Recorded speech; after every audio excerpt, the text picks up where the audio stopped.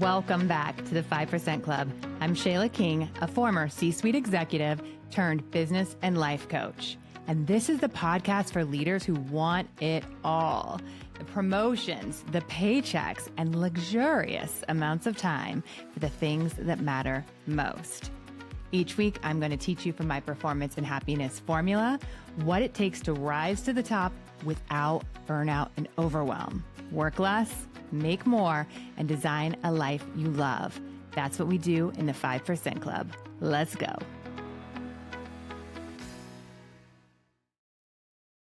Hi, friends, and welcome back to the 5% Club. I'm Shayla King, your favorite executive coach and economic thinking coach. On today's episode, we are talking about something that truly separates high-performing executives from really busy leaders that aren't as impactful. Today, I'm going to walk you through economic thinking terms and practices that every strong leader should understand and use. Some of these will be familiar, some might be new, and you do not need to be intimidated by any of it. Listen, I'm a people person. Most of my career was in HR. I don't love spreadsheets. I don't build financial models, but I wanted to become an executive. And that meant learning how executives think. And once I did, everything changed. You see, economic thinking isn't math. It's about mental models. And once you have those models, they apply to every business, every industry, every role. That's why I was able to coach CEOs and leadership teams across industries. It's the same thinking, but different context. So even as somebody who was in HR most of my career, I became really good at economic thinking.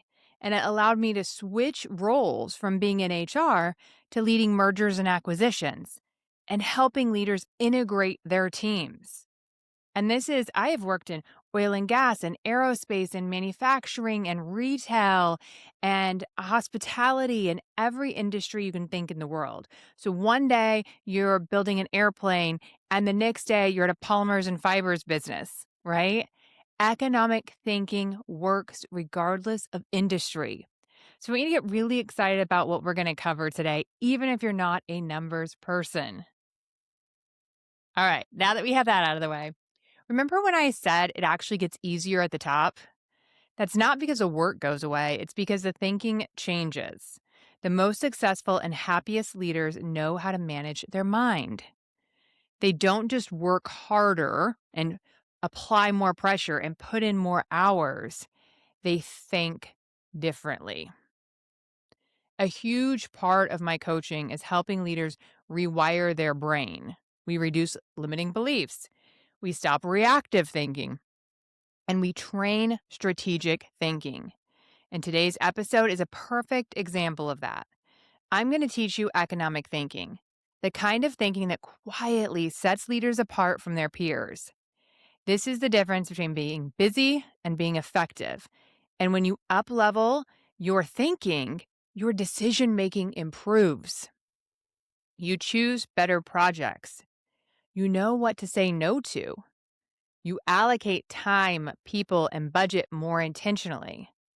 You start seeing risks and upside before others do.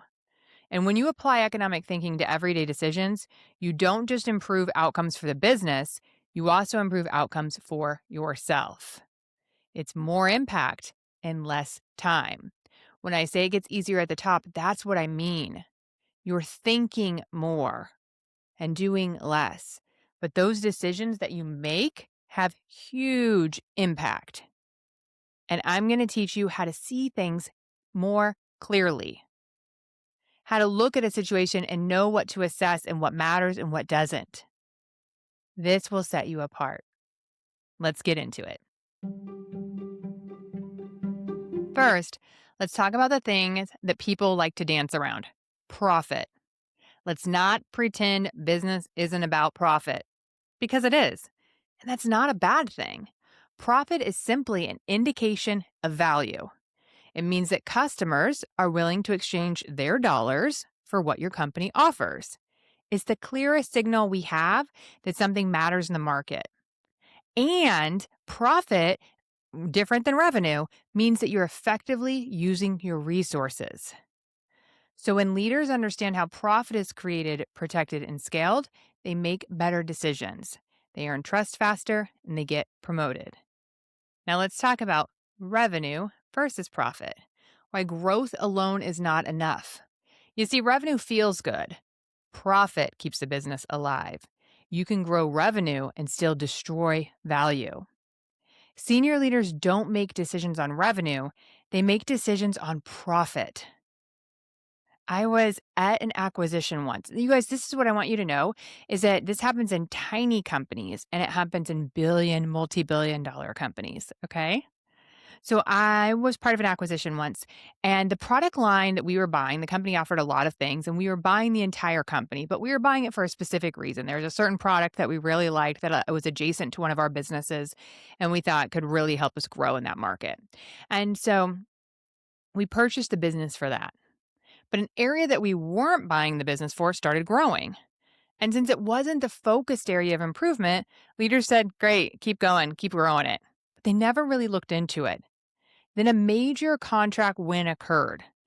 Y'all, I'm talking about hundreds of millions of dollars, right? So imagine a $300 million win on a contract occurred. Guess what? That got people's interest.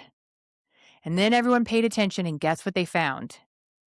It was a $200 to $300 million contract on a product with a negative margin product. They had just signed a deal where they would lose money for the next 10 years. You think that wouldn't happen at a company that knows economic thinking, but it does. And sometimes it's because the incentives are aligned wrong. Salespeople are often paid for and bonused on and recognized for gaining revenue. At some big companies, it's so convoluted, they don't even know what the profit margin is for different products that they sell. And they're not incentivized to sell higher margin products. So the person who sold this deal didn't even know that they had no profit. They were proud of themselves for doing this big accomplishment for the company. But when you actually looked at the numbers, every time you sold that unit and you worked your entire team so hard to sell that unit, you were losing money. It's wild. We have to talk about profit instead of revenue. And it's a good indicator for you to watch when you're in meetings. If people are just talking about revenue, bring up profit. Ask what the margins are. Ask about what the fixed and variable costs are that go into that product line. You have to know the difference. So smart leaders always know their numbers, and they never approve a project based on revenue numbers alone. Smart leaders focus on profitable growth.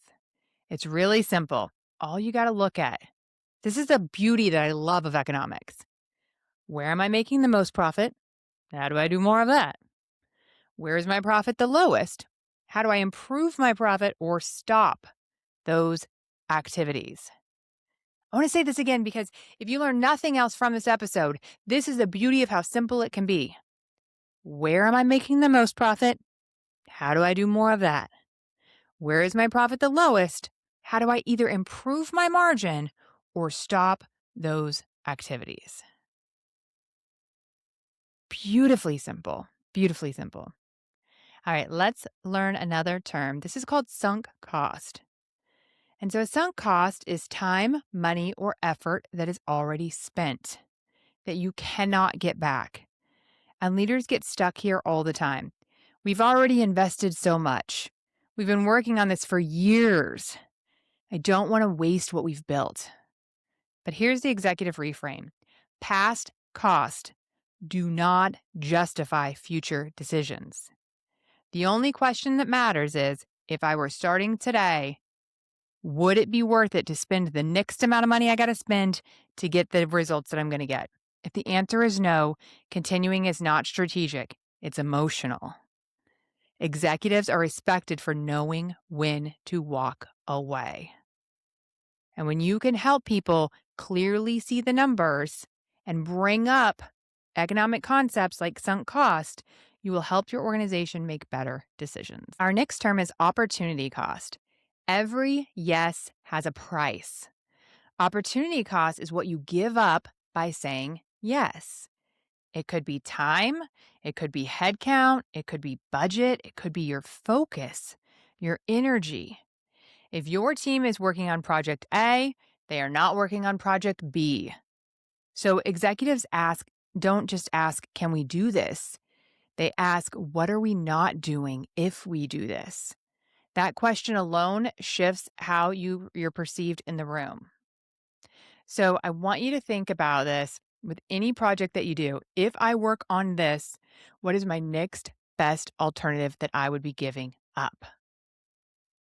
And you can think about it in every area of your life. It could be if I go out for dinner with my girlfriends, what am I giving up? I'm giving up maybe a dinner with my family, or I'm giving up this is the one night I don't have kids, and so I'm giving up 3 hours of alone time. I'm giving up a chance to work on this project I wanted to work on. Everything that you work on has an opportunity cost, and you need to know what that is. This has really helped me as well with focus because I used to just want to add one more thing to the list all of the time. Executive essentialism is a huge piece that I teach because I had to learn it myself. And so I would always say, "Oh yeah, I'll work on that from 11 to midnight." You guys have ever said that before? And I'm like, "I'll add it. I got it. I'll just add it on from 11 to midnight."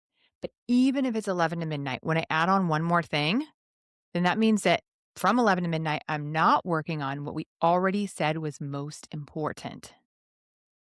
That also means that my brain throughout the day is not just focused on solving the 1 to 3 problems we said were most important. It's spread out. And we have the law of diminishing return, which means I'm less likely to get any of my goals done the more goals that I have. Okay. So that is opportunity cost.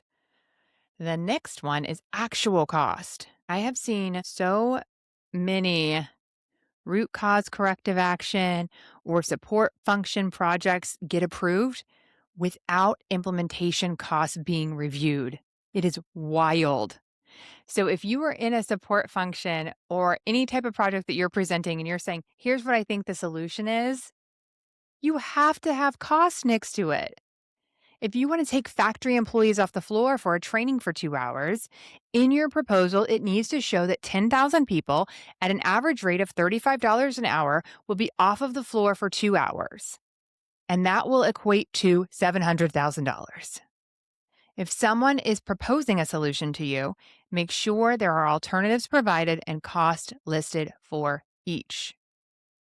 That is one of the bigger things that I've noticed as a gap with leaders is they'll ask a lot of questions about what's on the page, but they don't often pause to say, what wasn't presented to us at all that I should be asking about? So these proposals will come in and they'll have all these details. They might even have pros and cons of alternatives, and they'll have each one and they'll have their recommendation, but no numbers. Listen, as a 5% leader, you understand economic thinking. You ask the question. You say, how much will this cost? Come back and review this with us when you have your numbers put together. We don't make decisions not knowing the cost to the business. Okay. And just so you know, almost everything can have a number attached. People always come to me and say it's qualitative, and I can always find the number. It's saving time, it's saving money. And it just takes a little bit of time to understand it yourself and present it accurately. And you have the burden to do so. So spend a few minutes and think about what is this actually saving, and make sure you're intellectually honest about things like, is this a cost avoidance or a cost savings? And really get to some numbers that seem realistic. You can talk to finance, you can talk to HR and see if there's typical ways that your company looks at numbers. For instance, there might be a certain way that they always calculate labor cost, and maybe it's divided into a few functions. Like we used to have a number for average manufacturing employee labor cost versus average executive labor cost, et cetera. And so find out what they're typically using right now and how accurate you can get it in a way that's acceptable at your company. But you want to make sure you're being intellectually honest as you do it. All right, value versus preference. I love this one. Why over engineering hurts profit? Value is what customers will pay for. Preference is what they say they like. And leaders confuse these constantly. So I was talking to a group of our sales guys and our engineers, and they were talking to me about this specific product. Let's say it's like a double sided feature of a widget. And they told me they were having this discussion that I'm facilitating, and they said they like ours a lot better than our customers. And so I asked if they value that difference, that it's double sided. Oh, yeah. I said, so how much more can we charge for it than the competition's single sided one? Oh, we can't charge more for it, but they will choose ours over the competitors. Okay, this is critical to know. That means they prefer it. If it's the same cost, they will choose this alternative over this alternative. But they don't value that distinction because if they valued it, they would pay more for it. But they don't value it because even if it's a penny more, they won't buy it. That is so important to understand. At Boeing, they use this mantra a lot, and every industry kind of has theirs, but they would say, our engineers are building a Cadillac when our customers are asking for a Chevrolet. And I've heard that conversation with many a design and engineering team. And so finding out, what does the customer actually value and what are they asking for? And Intuit actually had a really interesting case study around this when they first released TurboTax for small business owners. I don't know if you guys remember or not that you used to be able to like buy software from like Best Buy, and you'd buy it on like a CD, and you would take it home and you'd install it on your computer. You tracking with me if you're millennial or older? Okay. So they actually would do this customer back process, which I absolutely love. It's a great business case study. And so they would follow their customers home and they would see how their customers use their product or service. And they wouldn't help them, they would watch them. So their job was to observe. So the customer would install the software, start using it, hit the buttons, get confused, get frustrated, get annoyed by it. And what they found out was that their first product was made for tax for accountants. And then they started making a product for the masses, for small business owners around the country. And they made it very similar. And what they found is small business owners don't give a damn about their taxes. They have to do it, but they like what the business they're running. They're not an accountant by trade. So they want it to be as absolutely simple as possible and still get the job done. And so they were able to take that information and follow their customers back and be able to learn that. And then they simplified everything. And now they became wildly successful because they learned what their customer was actually looking for. So there's whole customer journey stuff too that we could talk about sometimes. You guys have to let me know on the podcast which pieces that you're really digging the most. And I'd love it. Go ahead and like give a review. I'd love it if you love the podcast. And then share which episodes you actually like the most and what you want to see more of. And I'll give you more of that. But we could go through a whole customer journey piece too. But understanding if your customers value a difference or have a preference is huge. So again, for value versus preference, often teams are adding features, they're polishing it endlessly, they're extending timelines. But if a customer won't pay for it, you didn't add value, you added cost, right? That extra complexity slowed down your process and increased the cost. Strong leaders align your effort with your revenue, not with perfection, not with being the most creative engineering team in the world. Meet the expectation of the customers in the most efficient route possible. All right. Next up, marginal analysis. Is the next unit worth it? Marginal analysis asks if the next dollar, hire, feature, or hour worth the return. Not overall, but incrementally. The first hire might be transformative. The 10th might barely break even. Executives think at the margins because scale only works when marginal returns stay positive. Another way of thinking about marginal analysis that I think is a little bit more easy to consume is that I want you to think about buying your kid a car. So you plan to spend $18,000 on a couple of year old car. Then you find out for $22,000 you could get a new car with a warranty. So should I buy the $18,000 car or the $22,000 car? When you apply marginal analysis, you just look at the marginal price difference. So for $4,000, is the incremental benefits worth it? No miles, you get the warranty, etc. You don't consider 22,000 because you're already locked in and spending at least 18. Make sense? Yeah, I love that example. It helps clear things up. We're only looking at the difference. The difference in what I'm getting worth the difference in the price. All right. Oh, EBITDA. I met this funny leader once that would always say EBITDA. And I was like, what are you talking about? Okay, EBITDA, you've probably heard the term before, but you're like, what does that even mean? This is the language of executive rooms. EBITDA strips out the noise. It shows you how business performs operationally. It stands for earnings before interest, taxes, depreciation, and amortization. Basically, it answers, is the core engine healthy before financing and accounting decisions?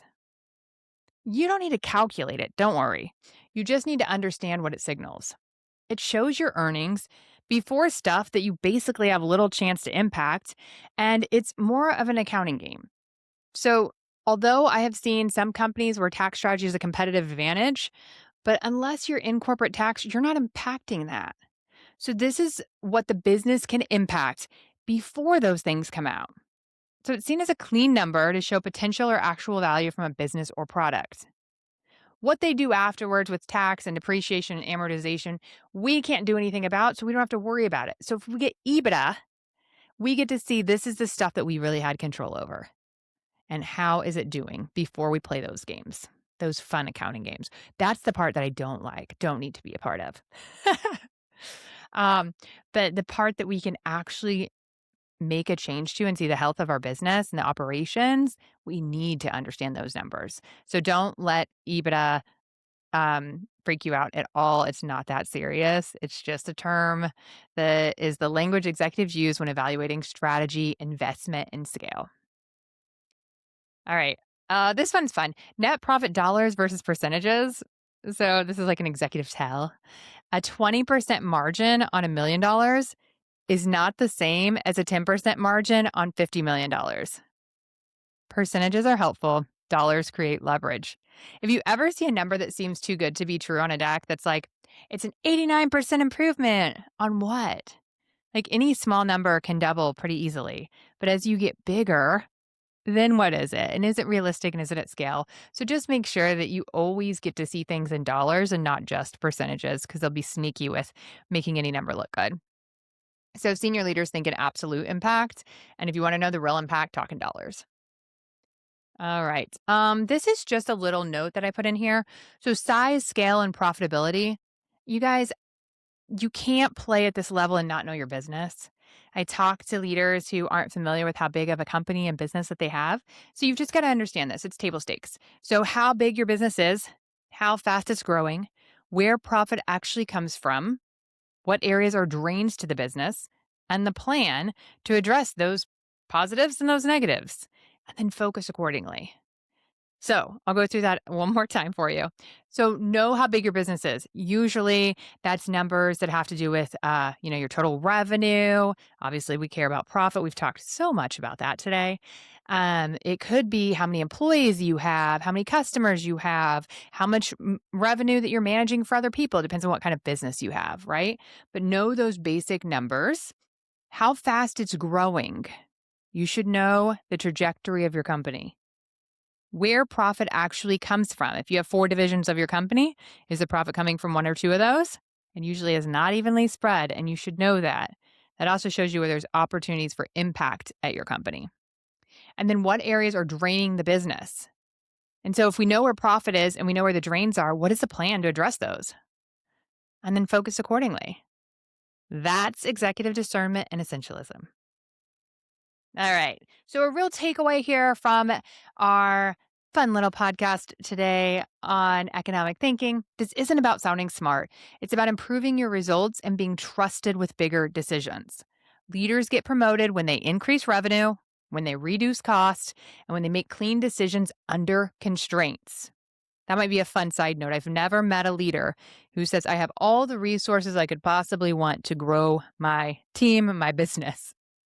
Everyone has constraints. And if you can make clean decisions under those constraints without looking like a problem child or a whiny leader, and instead you can say, I understand these are our current constraints. Here's the best way I can use my resources to improve things, right? It doesn't mean you don't ask for things.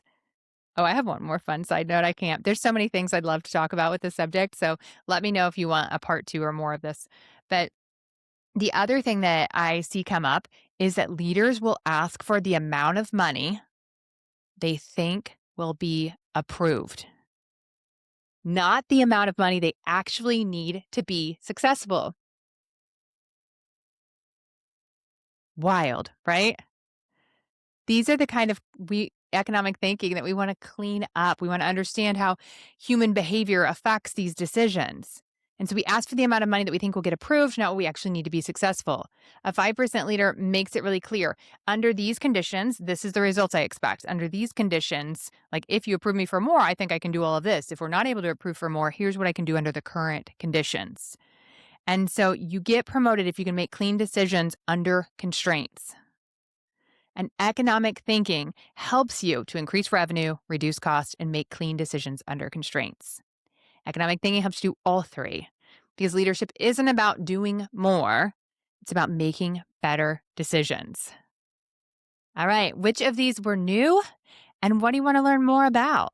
Love to know where it shows up most in your organization. Is it sunk cost decisions? Is it over engineering? Is it a focus on revenue over profit? You can send me a DM on LinkedIn or comment on one of the posts and share. And if you loved this episode, I would love for you to review it. It's our best way to share it with new people. And you can share it with a leader who you think could also learn and grow from it. Now, if you want help thinking like the leaders who actually move up, that's the work I do. So consult week is almost over. I just do this a couple of times a year where I open up my entire calendar so that I can have a consult with you and see if you are ready for a next step and we can discuss what it would look like to work together. But regardless, during that time, I will add value for you and help you overcome a big decision that you have with your career or your happiness. So you can schedule your consult at shaylaking.com. It's SHAYLAKING.com. And I'll show you how I help leaders get paid, get promoted, and live their best damn life. Let's go. It's back. Consult week, y'all. All right. I'm Shayla King, your favorite executive coach. And twice a year, I open up my calendar so that you can get a free consult with me. I'm a former C-suite executive, and I have owned my own coaching business for 5 years now. My one-on-one spots are normally sold out, and so I rarely do this, but we've got 2 openings right now, and I want to see if one of them makes sense for you. So here's what's going to happen. You're going to schedule a session with me. It's 1 hour long. You bring whatever your top topic is, and it can be, I'm the performance and happiness coach. So it can be about work, it can be about home, whatever you want, right? We're going to talk about that issue, get really clear on what you want, talk through what might be limiting you from getting there, and I'll give you some great free advice on what you can do to unlock the next level and what mindset shifts might make a huge difference for you. So there's nothing to lose, but this doesn't happen very often. So jump on my calendar now before it fills up. The last time I opened up a one-on-one spot, they were gone within 48 hours. So get on there now. This could be the one thing that makes next year feel completely different. The one thing that takes you to that next level. And at the very least, we're going to get to know each other. It's going to be fun. I'm going to give you a free hour of my time, and you are going to learn something that you can go and take on your own and get to that next step. All right, let's go. I want to see you in there. Thanks for joining me in the 5% Club today. If you're ready to make more, work less, and design a life you love, then go to shaylaking.com and join the waitlist. You'll be the first to know when there's openings to work with me in one-on-one coaching or the Performance and Happiness Lab, my group container where you will learn to be a high-performing, highly paid executive who loves your whole life. I'll see you there.